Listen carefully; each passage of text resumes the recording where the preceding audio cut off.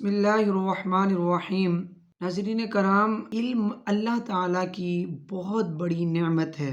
جس کو یہ نعمت عطا کی جاتی ہے اس کو خیر کثیر گویا کہ نصیب ہو جاتی ہے۔ دنیا میں اتنا علم موجود ہے، اتنی کتابیں موجود ہیں کہ اگر انسان کو 1 کروڑ زندگیاں بھی ملیں تو یہ پورا علم حاصل نہیں کر سکتا۔ آج کا دور ویسے ہی علم کے عروج کا دور ہے، لوگوں کے پاس بڑی معلومات ہے، بڑا علم ہے، لوگ جدید انفارمیشن سے بہت زیادہ واقفیت رکھتے ہیں۔ لیکن اگر آپ گراؤنڈ لیول پر دیکھیں، اور جیسے ہمارا پڑھنے پڑھانے کا سلسلہ رہتا ہے، ہمارا اسٹوڈنٹ کے ساتھ ایک رابطہ رہتا ہے، تو جب ہم اسٹوڈنٹ کی حالت دیکھتے ہیں تو دل جو ہے وہ بڑا غمگین ہوتا ہے کہ ہمارے نوجوانوں کو اپنے دین کی، اپنے مذہب کی بنیادی معلومات بھی نہیں پتہ ہوتی۔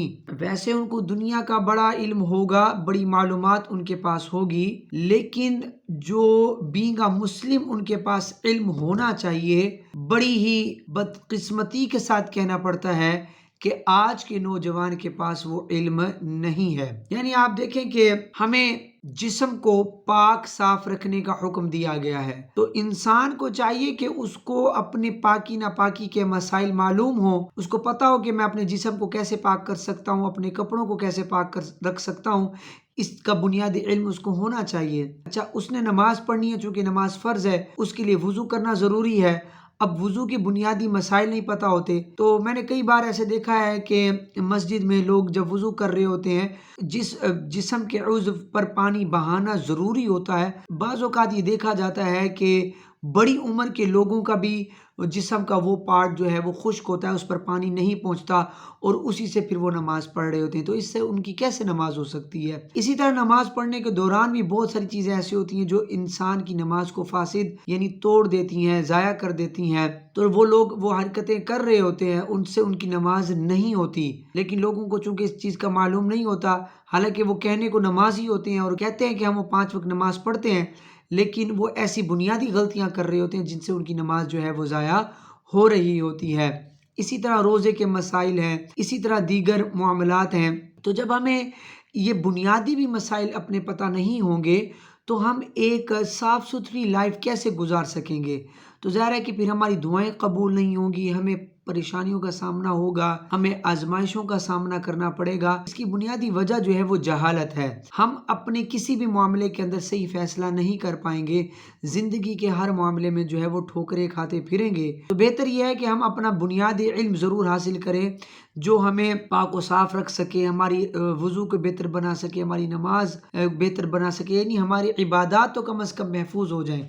پھر ہمارے جو حقوق العباد سے ریلیٹڈ چیزیں ہیں ان کا ہمیں معلومات ہو کہ میرے کس رشتے کے ساتھ کیا حقوق ہیں، تو پھر ان حقوق کی پاسداری انسان کرے تو تبھی انسان جو ہے وہ ایک خوبصورت زندگی گزار سکے گا۔ ادروائز جتنی بھی معلومات حاصل کر لیں، جتنا علم حاصل کر لیں، جتنی کتابیں پڑھ لیں، اگر وہ اپنے مذہب میں پورا نہیں ہے تو جو اس کی عبادات ہیں اگر وہ ضائع ہو رہی ہیں تو پھر ایسی معلومات کا کوئی فائدہ نہیں ہے۔ تو بہرحال ہمارے نوجوانوں کو اس پر غور کرنا چاہیے، ایتھینٹک نالج حاصل کرنا چاہیے۔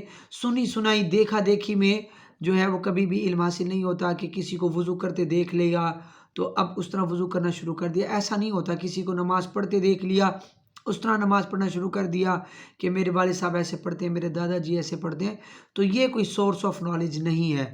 Source of information, source of جو نالج ہے وہ اتھینٹک بکس ہیں اور اتھینٹک اسکالرز ہیں، ان کو سنا جائے اور ایسی کتابیں پڑھی جائیں، تبھی آپ علم حاصل کر سکیں گے۔ مشورتاً آخر میں آپ کے سامنے ایک کتاب پیش کرتا ہوں، یہ کتاب ہے فرض علوم سیکھیے۔ تو یہ بہت ہی پیاری کتاب ہے، کم از کم یہ کتاب تو ہر اسٹوڈنٹ کو پڑھ لینی چاہیے اپنی لائف میں بالغ ہونے کے بعد۔ تو اس میں تمام آپ کو نماز کے، روزے کے، وضو کے مسائل، روزمرہ کے مسائل جتنے بھی ایک نوجوان کو پیش آتے ہیں وہ بڑی آسان اردو میں اس میں بیان کیے گئے ہیں۔ آپ اس کو لازمی پڑھیں اور دوسروں کو بھی اس کو پڑھنے کا مشورہ دیجیے۔ اللہ تعالیٰ سے دعا ہے کہ اللہ تعالیٰ ہمارے علم و عمل میں برکت عطا فرمائے اور علم دین حاصل کرنے کی توفیق عطا فرمائے، آمین، جزاک اللہ۔